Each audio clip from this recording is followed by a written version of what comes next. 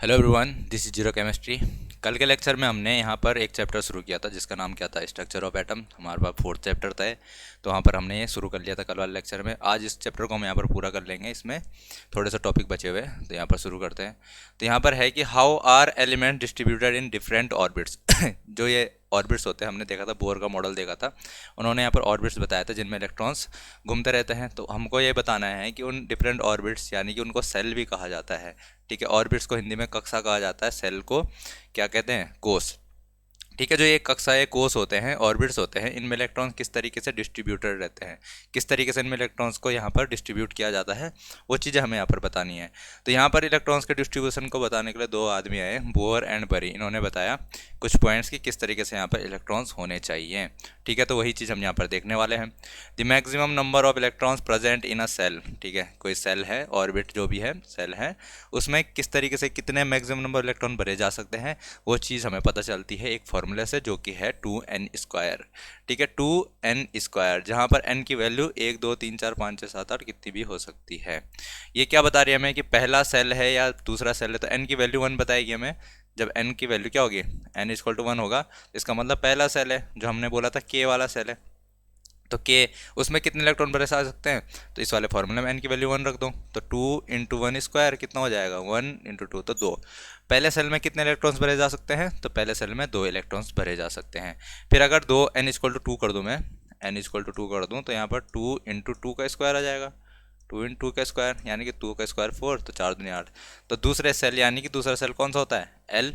L में कितने electron भरे जा सकते हैं, तो 8 मैक्सिमम इलेक्ट्रॉन्स भरे जा सकते हैं। एन की वैल्यू में अगर 3 रख देता हूँ, एन की वैल्यू 3 कर देते हैं तो कितना हो जाएगा, 2 गुणा आ गया 3², 3 × 3 = 9, 9 दूनी 18। तो के एल एन एम। ठीक है, n=3 के लिए m होता है। m वाला जो सेल था हमारे पास, उसमें मैक्सिमम कितने इलेक्ट्रॉन भरे जा सकते हैं, 18 इलेक्ट्रॉन भरे जा सकते हैं। और अगर n की वैल्यू में 4 कर दूं, तो n की वैल्यू 4 करने पे क्या हो जाएगा, 2 × 4², 4² 16, 16 × 2 = 32, यानी कि 32 इलेक्ट्रॉन भरे जा सकते हैं, जो चौथा सेल होता है। कौन सा वाला, जो हमने देखा था कि n सेल जो हमारे पास होता है, उसमें टोटल कितने इलेक्ट्रॉन भरे जा सकते हैं, मैक्सिमम उसमें 32 इलेक्ट्रॉन भरे जा सकते हैं। तो इस तरीके से ये पहला वाला जो इन्होंने बताया कि किसी भी सेल में जो इलेक्ट्रॉन्स होते हैं, प्रेजेंट रहते हैं, मैक्सिमम नंबर ऑफ इलेक्ट्रॉन कितने प्रेजेंट रह सकते हैं, उस चीज़ का फॉर्मूला में यहाँ पर इन्होंने बताया 2n² होता है। ठीक है तो ये आपसे एग्जाम में पूछा जा सकता है। नेक्स्ट है इसमें, the maximum number of electrons that can be accommodated in the outer most orbit is 8। अब वो कह रहे हैं कि जो ये सेल है हमारे पास, आउटर मोस्ट सबसे बाहर वाला, ठीक है, जैसे मैं यहाँ पर बात करूँ, तो ये मेरे पास जैसे के है, ये एल है और ये एम है। तो जो ये आउटर मोस्ट ऑफ सेल रहेगा, कोई सा भी, किसी का भी आउटर मोस्ट सेल रहेगा, the maximum number electron that can be accommodated in the outer most orbit, ये सबसे बाहर वाला जो रहेगा, इसमें मैक्सिमम नंबर ऑफ कितने इलेक्ट्रॉन आ सकते हैं, इसमें 8 ही इलेक्ट्रॉन आ सकते हैं। ये बात यहाँ पर ये कह रहे हैं। ठीक है, नेक्स्ट पॉइंट की बात करें तो नेक्स्ट ये कह रहे हैं कि electrons are not accommodated in a given shell unless the inner shell are filled. ठीक है, तो इसके बाद ये कह रहे हैं कि पहले क्या होगा, सीधे तुम क्या नहीं करोगे, जैसे हमारे पास इलेक्ट्रॉन्स है, सीधे उनको यहाँ आप सबसे बाहर वालों में नहीं भर दोगे। सबसे पहले क्या करोगे तुम लोग, उसको यहाँ पर पहले अंदर से भरना शुरू करोगे। अगर 2 इलेक्ट्रॉन है तो सबसे पहले अंदर भरे जाएंगे, फिर उसके बाद 8 इलेक्ट्रॉन दूसरे वाले में भरे जाएंगे, तब जाकर तुम, अगर ज़्यादा इलेक्ट्रॉन है तुम्हारे पास, तब जाकर तुम बाहर के इलेक्ट्रॉन्स भरोगे। तो इस तरीके से स्टेप वाइज मैनर में तुमको इलेक्ट्रॉन्स भरने हैं। ये क्या कहा था, ये यहाँ पर उन्होंने सजेस्ट किया था। तो ये 3 पॉइंट्स थे जो उन्होंने यहाँ पर सजेस्ट करे थे, तीनों आपको याद रखने हैं। आगे बढ़ते हैं, नेक्स्ट क्या है हमारे पास, आगे है वैलेंसी। वैलेंसी क्या होती है, हिंदी में कहा जाता है संयोजकता। वैलेंसी को हिंदी में क्या कहा जाता है, संयोजकता कहा जाता है। और ये संयोजकता होती क्या है हमें पता है, हमने लास्ट वाले लेक्चर में देखा था कि यहाँ पर कुछ एलिमेंट्स होते हैं जिनकी कुछ क्या होती है, वैलेंसी होती है। जैसे सोडियम था, सोडियम की एक वैलेंसी थी, मैग्नीशियम की 2 वैलेंसी होती है, हाइड्रोजन की 1 वैलेंसी होती है। इसी तरीके से हमने बहुत सारे एलिमेंट्स देखे थे जिनकी वैलेंसी भी हमने लास्ट वाले चैप्टर में देखी थी, इससे वाला पिछला वाला जो चैप्टर था। ठीक है, तो हमने देखा था क्या कोई भी एलिमेंट जितने क्या बना सकता है, बॉन्ड बनाने की टेंडेंसी रखता है, जितने उसके पास बॉन्ड बनते हैं उतनी ही उसकी क्या होती है, वैलेंसी होती है। तो आसानी से आप लोगों को वैलेंसी समझ में आ जाएगी किसी भी एलिमेंट को देख के। तो यहाँ पर आगे बढ़ते हैं, तो वैलेंसी सबको समझ में आती है। अब यहाँ पर वैलेंसी एक आता है valence shell electron, valence shell electron. ठीक है, एक होता है वैलेंस सेल इलेक्ट्रॉन और एक होता है वैलेंसी। ठीक है, तो वैलेंसी तो क्या हो गया, जितने वो बॉन्ड बना सकता है, जितने वो बॉन्ड बनाएगा उतनी उसकी वैलेंसी, उतनी संयोजकता होगी। दूसरी चीज़ होती है वैलेंस सेल इलेक्ट्रॉन, दोनों अलग अलग चीज़ है। वैलेंस शेल इलेक्ट्रॉन का मतलब उसके सबसे बाहरी कक्षा में जितने इलेक्ट्रॉन प्रेजेंट रहेंगे उनको कहा जाएगा वैलेंस इलेक्ट्रॉन, संयोजी कोष के इलेक्ट्रॉन, ठीक है। तो उसके सबसे बाहरी सेल में जितने इलेक्ट्रॉन रहेंगे उनको वैलेंस इलेक्ट्रॉन कहा जाएगा। दोनों चीज़ों को कंफ्यूज मत करना, दोनों चीज़ें अलग होती है। संयोजकता अलग होती है, संयोजी कोष के इलेक्ट्रॉन अलग होते हैं। संयोजकता होती है वो कितने बॉन्ड बनाता है, संयोजी कोष के इलेक्ट्रॉन होते हैं उसके बाह्यतम कक्षा में कितने इलेक्ट्रॉन है, ठीक है। तो इन दोनों में कभी कंफ्यूज मत करना, दोनों की दोनों अलग चीज़ें होती है। आगे बढ़ते हैं, यहाँ पर कुछ कॉन्फ़िगरेशंस देख लेते हैं। जैसे हाइड्रोजन के लिए हमें पता है कि हाइड्रोजन का एटॉमिक नंबर 1 होता है, परमाणु क्रमांक 1 होता है, उसमें एक ही इलेक्ट्रॉन प्रेजेंट होता है। हमको पता है कि जितने यहाँ पर क्या रहेगा, एटॉमिक नंबर रहेगा, उतने ही इलेक्ट्रॉन भी प्रेजेंट रहेंगे और उतने ही इलेक्ट्रॉन और प्रोटॉन भी प्रेजेंट रहेंगे, ठीक है। तो इलेक्ट्रॉन और प्रोटॉन दोनों बराबर संख्या में होते हैं। तो यहाँ पर हमको पता है कि एटॉमिक नंबर 1 होता है हाइड्रोजन का, तो उसमें एक इलेक्ट्रॉन भरा होगा, ठीक है। तो एक ही सेल रहेगा, एक इलेक्ट्रॉन भरा जा रहा है। फिर उसके बाद हीलियम आता है नंबर 2 पे। तो हीलियम में अगर बात करें तो 2 इलेक्ट्रॉन होते हैं, तो 2 ही इलेक्ट्रॉन यहाँ पर भर सकते हैं पहले वाले सेल में, हमें ये पता है। हमको ये भी पता होता है कि ये क्या चाहते हैं, ये चाहते हैं कि हमारा इलेक्ट्रॉनिक कॉन्फ़िगरेशन जो है क्या है, अभिविन्यास जो है वो क्या रहे, ये क्या रहे, आइडियल गैस की तरह बन जाए। जो यहाँ पर क्या है, जैसे हीलियम होता है, ये नोबल गैसेज होती है हमारे पास, हीलियम हो गया, नियॉन, आर्गन, ये सब क्या होती है, आइडियल गैसेज होती है। यानी कि ये अपने आउटर मोस्ट में या तो 2 इलेक्ट्रॉन्स रखना पसंद करते हैं या फिर 8 इलेक्ट्रॉन रखना पसंद करते हैं। तो उनकी क्या होती है, स्टेबिलिटी बढ़ जाती है। जिसके भी आखिरी कक्षा में 8 इलेक्ट्रॉन आ जाते हैं उनकी स्टेबिलिटी बढ़ जाती है। तो यहाँ पर यही चीज़ करना चाहते हैं, ठीक है। तो हाइड्रोजन चाहता है कि मैं एक इलेक्ट्रॉन ले लूँ और इसकी यहाँ पर कॉन्फ़िगरेशन प्राप्त कर लूँ, तो वो मैं स्टेबल हो जाऊँगा। लिथियम भी यही चाहता है। तो लिथियम में क्या है, यहाँ पर 3 इलेक्ट्रॉन आ गए, एटॉमिक नंबर 3 होता है तो 3 इलेक्ट्रॉन्स आ जाते हैं। तो यहाँ पर 2 इलेक्ट्रॉन तो अंदर वाले भरे जाएंगे। अभी हमने देखा था बोरबरी ने 2n² बताया था। तो सबसे पहली कक्षा में सिर्फ 2 ही इलेक्ट्रॉन भरे जा सकते हैं मैक्सिमम। उसके बाद जो भी इलेक्ट्रॉन आएंगे उसके बाहर वाली कक्षा में आएंगे, तो 1 इलेक्ट्रॉन आ जाता है यहाँ पर। तो ये क्या यहाँ पर ये 8 इलेक्ट्रॉन कर सकता है, या इस 1 इलेक्ट्रॉन को डोनेट करके ये 2 इलेक्ट्रॉन रख सकता है सिर्फ यहाँ पर। तो ये जैसे यहाँ पर 1 इलेक्ट्रॉन है तो इसकी स्टेबिलिटी क्या हो जाएगी, बढ़ जाएगी, ठीक है ना। इलेक्ट्रॉन डोनेट करने के बाद जब ये बॉन्ड बनाएगा किसी के साथ तो यहाँ पर इसकी स्टेबिलिटी बढ़ जाएगी। तो ये चाहता है कि मैं इसकी इलेक्ट्रॉनिक कॉन्फ़िगरेशन रखूँ, तो 1 इलेक्ट्रॉन यहाँ पर डोनेट कर देता है। इसीलिए इसकी वैलेंसी कितनी होती है, 1 होती है। हीलियम की बात करो, इसकी वैलेंसी कितनी होती है, तो हीलियम यहाँ पर किसी के साथ बॉन्ड नहीं बनाता है क्योंकि ये पहले से ही स्टेबल कॉन्फ़िगरेशन रखता है अपने पास। तो इसकी वैलेंसी कितनी होती है, 0। हाइड्रोजन की वैलेंसी होती है 1, हीलियम की वैलेंसी होगी 0। लिथियम 1 इलेक्ट्रॉन डोनेट कर देता है तो इसकी वैलेंसी 1 हो जाएगी, ठीक है। लिथियम पॉजिटिव बनाता है, ठीक है, हमने ये भी देखा था। हाइड्रोजन जो होता है वो हाइड्रोजन पॉजिटिव भी बनाता है और एच निगेटिव के फॉर्म में भी रहता है, लेकिन ज़्यादातर मैक्सिमम चांसेस में एच पॉजिटिव ही बनाता है। ये बात हमको यहाँ पर याद रखनी है। फिर बेरिलियम आता है। बेरिलियम का क्या होता है, बेरिलियम यहाँ पर 2 इलेक्ट्रॉन्स है, तो 2 इलेक्ट्रॉन देना इसके लिए आसान रहता है बजाय कि 6 इलेक्ट्रॉन ग्रहण कर ले, ठीक है। तो 2 इलेक्ट्रॉन दे देता है, तो Be2 पॉजिटिव यहाँ पर ये रख सकता है अपने पास। तो यहाँ पर 2 इलेक्ट्रॉन्स होते हैं, इसका एटॉमिक नंबर 4 होता है हमें पता है, और यहाँ पर से 2 इलेक्ट्रॉन को देकर ये इसकी यहाँ पर Be2 पॉजिटिव की रूप में रह सकता है, ठीक है, बॉन्ड बना के। तो इसकी वैलेंसी हो जाएगी 2। वैलेंसी कितनी हो जाएगी, 2 हो जाएगी। उसके बाद आता है यहाँ पर बोरोन। बोरोन का एटॉमिक नंबर कितना होता है, 5 होता है। 5 एटॉमिक नंबर होने के कारण यहाँ पर क्या होगा अब इसमें आखिरी में 3 इलेक्ट्रॉन्स हो जाएंगे, 2 तो अंदर बढ़ जाएंगे और 3 यहाँ पर रह जाएंगे। ये 3 इलेक्ट्रॉन को डोनेट करके क्या कर सकता है, Be3 पॉजिटिव के फॉर्म में रह सकता है। इस तरीके से ये क्या रहेगा, इसकी वैलेंसी कितनी हो जाएगी, 3 वैलेंसी हो जाएगी।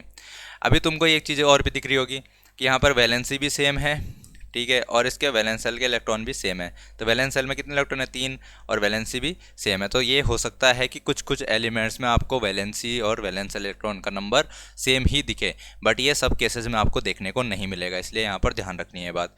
जैसे यहाँ पर कार्बन है, कार्बन में यहाँ पर कितना होता है, 6 इलेक्ट्रॉन्स होते हैं। तो यहाँ पर 2 तो भर जाएंगे अंदर और 4 यहाँ आउटर मोस्ट सेल में 4 इलेक्ट्रॉन। तो इसकी वैलेंसी कितनी हो जाएगी, वैलेंसी भी इसकी 4 होती है। कार्बन जो होता है वो 4 इलेक्ट्रॉन्स को लेना पसंद नहीं करता, उससे बढ़िया है क्या कर लेगा, यहाँ पर ये 4 इलेक्ट्रॉन्स को लेकर भी रख सकता है और देकर भी रख सकता है। तो इसलिए कभी ये कार्बन पॉजिटिव के फॉर्म में रहता है और कभी कार्बन निगेटिव, तो कभी कार्बोकैटायन बना देता है और कभी कार्बन आयन बना देता है। तो ये चीज़ें भी यहाँ पर हमें देखने को मिलती हैं।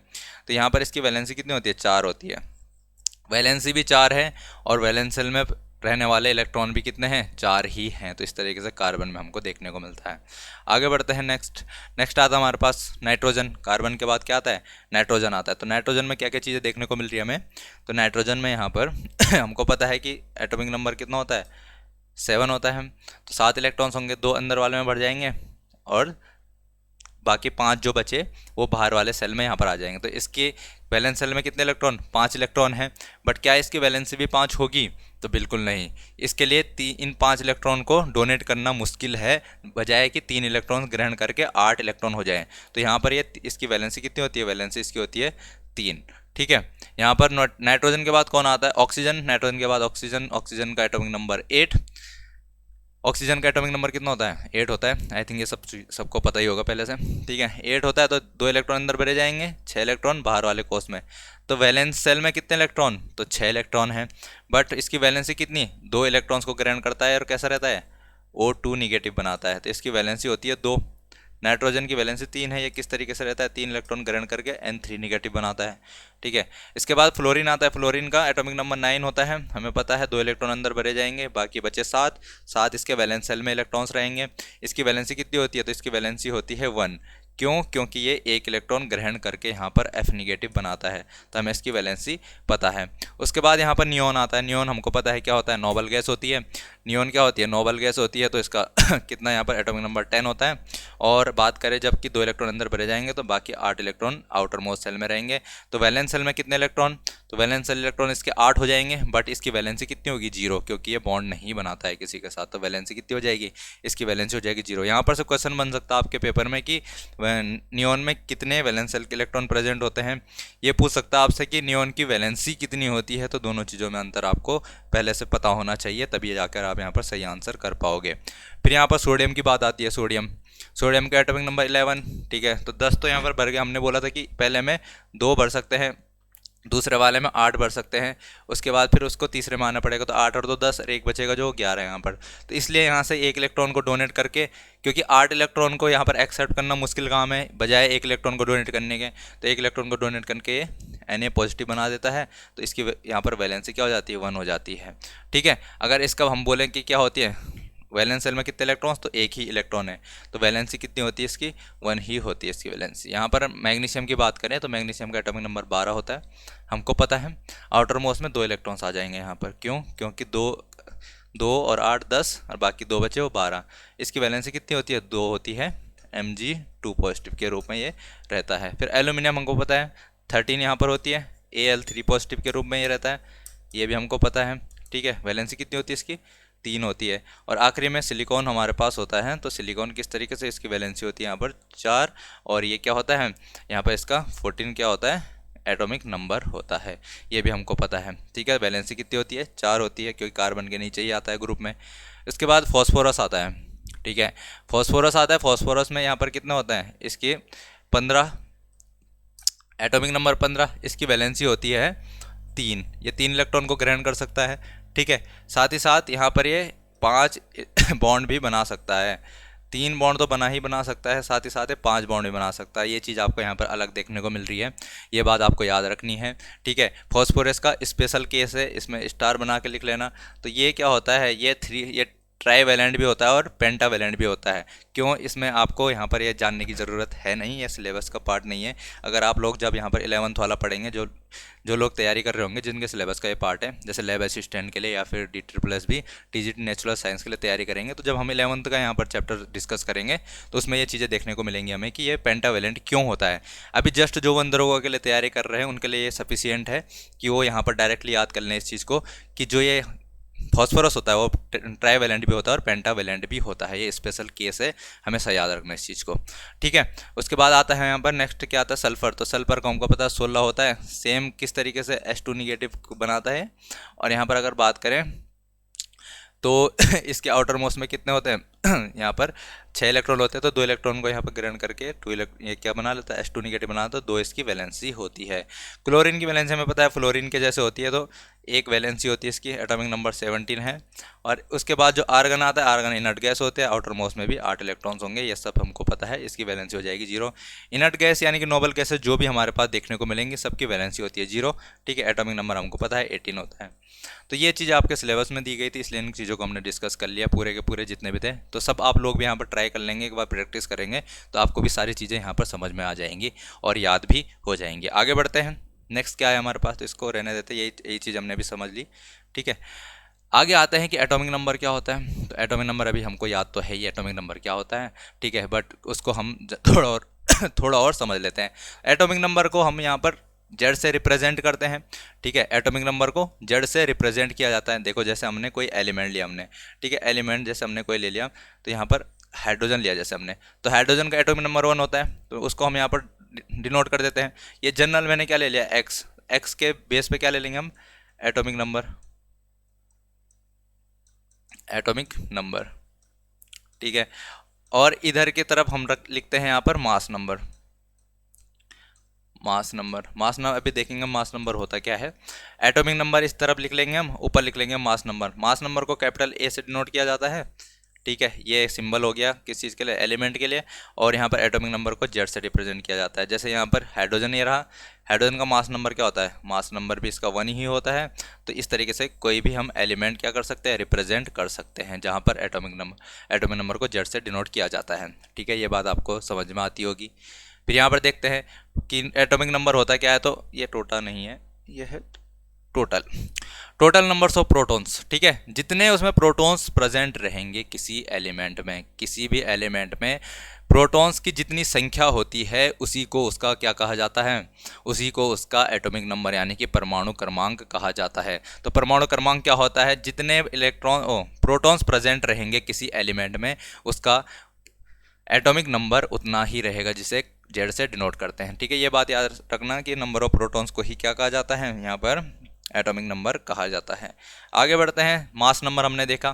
तो मास नंबर क्या होता है, नंबर ऑफ प्रोटॉन्स थे हमारे पास, ठीक है। नंबर ऑफ प्रोटॉन्स, अगर उसमें नंबर ऑफ न्यूट्रॉन्स जोड़ दें, नंबर ऑफ प्रोटॉन्स थे हमारे पास, अगर उसमें नंबर ऑफ न्यूट्रॉन्स जोड़ दें तो उसका मास नंबर निकल के आ जाता है, जिसको कैपिटल ए से डिनोट किया जाता है, ठीक है।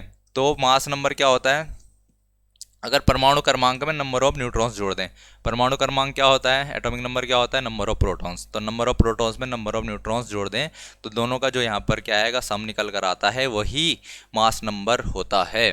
अब अगर आपको इन दोनों में से कोई वैल्यूज़ दे दें, ठीक है, अगर बोल दें कि ए कुछ है, प्रोटॉन नंबर ऑफ प्रोटॉन्स निकालो, न्यूट्रॉन्स दे दे और मास नंबर दे दे, तो प्रोटॉन्स कैसे निकाल लोगे, मास नंबर में से न्यूट्रॉन को घटा दोगे तो प्रोटॉन्स आ जाएंगे आपके पास।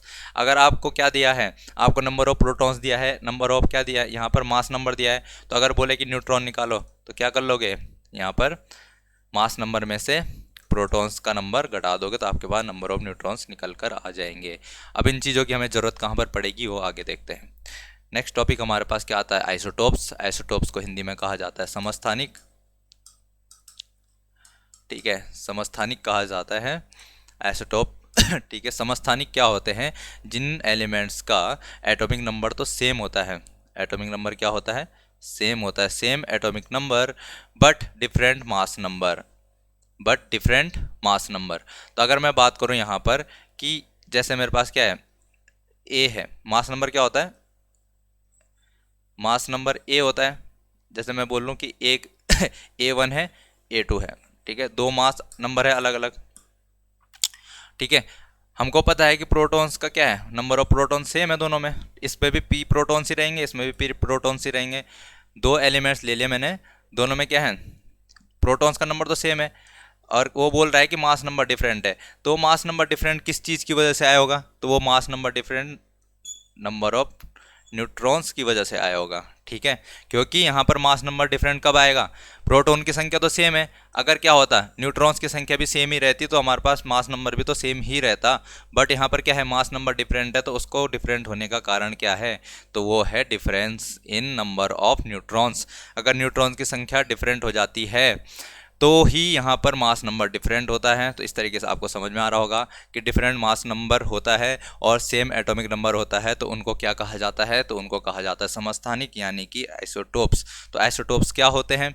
आइसोटोप्स होते हैं जिसमें सेम एटॉमिक नंबर आपको देखने को मिले और डिफरेंट मास नंबर आपको देखने को मिले, उन स्पीसीज को कहा जाता है कि ये क्या हैं, वो हैं यहाँ पर आइसोटोप्स। ठीक है, आई थिंक ये बात आपको याद रहने वाली है। अब यहाँ पर बात कर लेते हैं आइसोटोप। जैसे एग्जांपल के लिए मैं कह दूँ तो यहाँ पर हाइड्रोजन के आइसोटोप्स होते हैं 1H1, यानी कि मास नंबर कितना है, मास नंबर 1 है, एक ही प्रोटॉन है। ठीक है, एक प्रोटॉन है। मास नंबर 2, यानी कि इसमें मास नंबर 2 कैसे, प्रोटॉन तो एक ही है, नंबर प्रोटॉन एक ही है और इसका मास नंबर एक ही रहेगा। ठीक है, एक ही प्रोटॉन है और मास नंबर भी एक है। इसका मतलब न्यूट्रॉन कितने हैं इसमें, इसमें न्यूट्रॉन है 0 न्यूट्रॉन। तो आपसे पूछा जाएगा कि ऐसा कौन सा एलिमेंट है जिसमें न्यूट्रॉन प्रेजेंट नहीं होता है, तो वो सिर्फ कौन है, वो है हाइड्रोजन। और हाइड्रोजन का भी कौन सा वाला आइसोटोप, जिसका ये 1H1 वाला आइसोटोप, जिसको प्रोटियम भी कहा जाता है, इसको प्रोटियम भी कहा जाता है। तो प्रोटियम कौन होता है, प्रोटियम 1H1 आइसोटोप है हाइड्रोजन का, जिसमें कि न्यूट्रॉन प्रेजेंट नहीं रहता है। तो यहाँ से आपका क्वेश्चन बनने के चांसेस बहुत ज़्यादा रहते हैं, क्योंकि इसी में सिर्फ न्यूट्रॉन प्रेजेंट नहीं रहता। बाकी जितने भी एलिमेंट्स हैं सब में आपको क्या रहेगा, यहाँ पर न्यूट्रॉन देखने को मिलेगा। फिर यहाँ पर बात आती है 1H2। इसमें क्या है, हमको पता है कि मास नंबर 2 है, ठीक है, जबकि प्रोटॉन एक ही है, तो एक क्या होगा, एक न्यूट्रॉन होगा। फिर हम देखते हैं कि 1H3 एक और आइसोटोप होता है हाइड्रोजन का, जिसमें क्या है, मास नंबर 3 है। तो जब प्रोटॉन एक ही है तो बाकी दो क्या होंगे, वो होंगे यहाँ पर न्यूट्रॉन। तो ये बात आपको समझ में आ रही होगी। ठीक है, इतनी चीज़ बात समझ में आ रही होगी आपको, तो इसको समझने में यहाँ पर थोड़ा ध्यान से देखना। ओके, इतना आपको समझ में आ गया होगा। और आइसोटोप देख लेते हैं। हमको पता है कार्बन का एटॉमिक नंबर 12 होता है। कार्बन का एटॉमिक नंबर कितना होता है, 12 होता है। और इसका क्या होता है, यहाँ पर एटॉमिक नंबर 12 होता है, एटॉमिक नंबर नहीं होता 12, एटॉमिक नंबर होता है 6। कार्बन का एटॉमिक नंबर कितना होता है, 6 होता है और मास नंबर होता है 12। ठीक है, मास नंबर कितना होता है, 12 होता है। जब मास नंबर 12 है तो यहाँ पर हमको देखने को मिलेगा कि ये जो बाकी 6 तो यहाँ पर क्या है, प्रोटॉन है, तो वो बाकी 6 क्या होंगे, वो होंगे यहाँ पर न्यूट्रॉन। तो न्यूट्रॉन की संख्या होगी 6। आ रही बात समझ में। अब यहाँ पर देख लेते हैं एक और आइसोटोप होता है कार्बन का 6C14। तो जब 6 यहाँ पर क्या है, प्रोटॉन है, तो बाकी के ये 14 में से 6 गया 8, 8 क्या होंगे यहाँ पर, ये 8 न्यूट्रॉन ही तो होंगे। ठीक है, तो यहाँ पर न्यूट्रॉन की संख्या 8 हो जाएगी। तो आपको न्यूट्रॉन कैलकुलेट करने आ जाएंगे। ठीक है ना, तो ये प्रोटॉन की संख्या है वो तो सेम ही रहेगी कार्बन के लिए, क्योंकि वो एटॉमिक नंबर इसी से डिनोट होता है। और बाकी जो भी बचेंगे वो क्या रहेंगे, यहाँ पर न्यूट्रॉन्स रहेंगे। ठीक है, अगर आइसोटोप्स की बात करें तो यहाँ पर एक और एग्जाम्पल ले लेते हैं, 17C35। ठीक है, अगर बात करूँ मैं, यहाँ पर 17 तो प्रोटॉन है जब, तो बाकी क्या होंगे, यहाँ पर बाकी न्यूट्रॉन होंगे। तो 35 में से 17 गया, यहाँ पर 18। ठीक है, 18 क्या होंगे, यहाँ पर न्यूट्रॉन होंगे। एक आइसोटोप होता है क्या, 37। यहाँ पर बात करें सब 17 प्रोटॉन है तो बाकी के क्या होंगे, बाकी के यहाँ पर न्यूट्रॉन होंगे। तो 17, 20, 37, तो बाकी न्यूट्रॉन कितने होंगे, यहाँ पर 20 यहाँ पर न्यूट्रॉन होने वाले हैं। तो ये बात आई थिंक आपको समझ में आ रही होगी। तो कुछ ये एग्जांपल्स थे आइसोटोप्स के जो आपके सिलेबस में दिए गए हैं, वो चीज़ें हमने यहाँ पर डिस्कस कर ली। फिर बात करते हैं यहाँ पर एप्लीकेशन की। तो इनका एप्लीकेशन कहाँ पर देखने को मिलता है, तो एप्लीकेशन पार्ट है आइसोटोप्स का, वो हमको यहाँ पर देखने को मिलता है। तो an isotope of uranium is used as a fuel in nuclear reactors. तो ये एक आइसोटोप होता है यूरेनियम का, जिसको फ्यूल के रूप में यहाँ पर रिएक्टर में यूज किया जाता है। तो वो आप लोग कमेंट में करेंगे अगर आप लोग ये वीडियो देख रहे होंगे तो कमेंट लिख लेना कि वो कौन सा वाला आइसोटोप है, उसका यहाँ पर सिंबल बना के दिखा सकते हैं आप। Next one is the N isotope of cobalt used in treatment of cancer. तो एक आइसोटोप होता है किसका, कोबाल्ट का। वो कौन सा आइसोटोप होगा, वो भी आप कमेंट कर दीजिएगा कि कौन सा आइसोटोप होता है कोबाल्ट का, जिसको यहाँ पर कैंसर के ट्रीटमेंट में यूज़ किया जाता है। An isotope of iodine is used as treatment of goitre. तो एक घोंगा होता है, घेंगा रोग होता है। ठीक है, घेंगा रोग होता है, उसके इलाज में इसका आयोडीन का एक आइसोटोप होता है, उसका यूज़ किया जाता है। तो आप लोग ठीक है, कमेंट में लिख लीजिएगा कि कौन से ये आइसोटोप्स हैं, उनके सिंबल किस तरीके से, मास नंबर क्या होता है, वो चीज़ें आप यहाँ पर कमेंट कर सकते हैं। आगे बढ़ते हैं। यहाँ पर नेक्स्ट क्या है हमारे पास, आइसोबार। तो आइसोबार क्या होता है, आइसोबार होता है यहाँ पर सेम इन मास नंबर। अब की बार एटॉमिक नंबर सेम नहीं है, मास नंबर सेम है। मास नंबर सेम होगा but different atomic number different होगा। ठीक है, मास नंबर तो सेम है बट एटॉमिक नंबर डिफरेंट है। ठीक है, तो वो चीज़ होती है यहाँ पर क्या, आइसोबार, जिसको समभारिक कहा जाता है।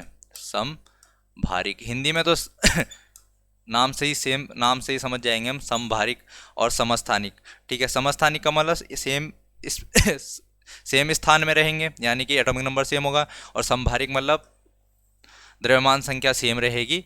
ठीक है, तो वो क्या हो जाएगा यहाँ पर, आइसोबार हो जाएगा, बट क्या है, डिफरेंट एटॉमिक नंबर रहेगा। तो यहाँ पर कुछ एग्जांपल्स है हमारे पास, जैसे कौन, आर्गन होता है 18 आर्गन, इसका 40 यहाँ पर मास नंबर होता है।